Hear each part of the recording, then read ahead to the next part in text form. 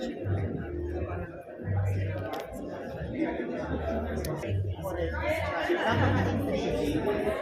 can you say without spoiling? It's a story about yan lang masasabi ko. It's a story Hi, it's very professional. It was a joy to work with him.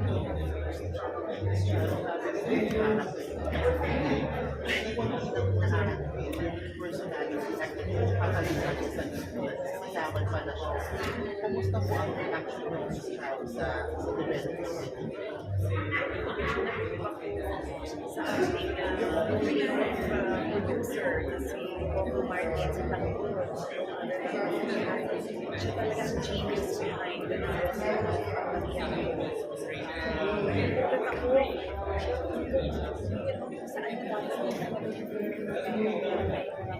saan na dami na hindi man tawag sa singer na po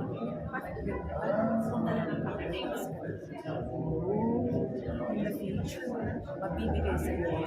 So para akong miyembro na rin ng audience na naghihintay ko anong kasagutan sa mga tanong din ng ating mga makakabilig ka magaling siya magkwento.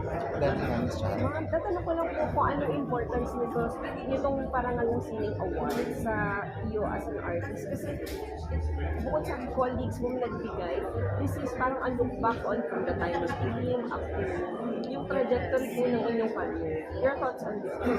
Napakaswerte ko that I experienced the entire spectrum of Philippine cinema, from the art house movies of experimental cinema of the Philippines, to the mainstream movies of video films, to the big budgeted films of Bangkok Television, to the small indies like my very own vision films in my parang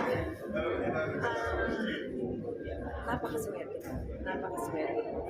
At yung aking pag-ibig sa ilang notified na nakikinig ng mga drama sa radyo, nanonood ng TV, nanonood ng pelikula, nagbabasay ng mga liwayway at ang mga comics.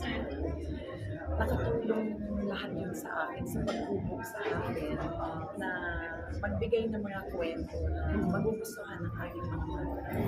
At yun na, nabigyan ako ng pagkakataon with Star Cinema. It's 30 years, more than 30 years in the business, has offered a new kind of brand of storytelling na mas maiintindihan, mas accessible sa ating mga manonood. But there is also depth in storytelling.